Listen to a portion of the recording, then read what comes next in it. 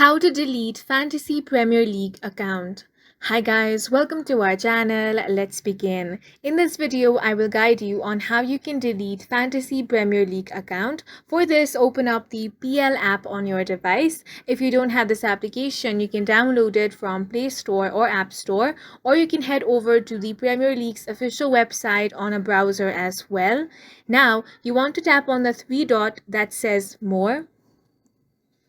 Here, tap on the Manage Account option, scroll down and find the Delete Account section, then tap on the Delete Account option. Remember that if you want to delete your Fantasy Premier League account, it means you will have to delete your Premier League account as well.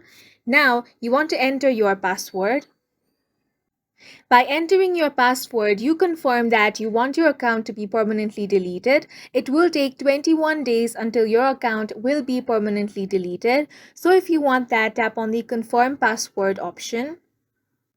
Now, if you are sure you wish to remove your account, you want to tap on the Confirm option. As soon as you tap on the Confirm option, your account will be sent for deletion, and after 21 days, it will be permanently deleted.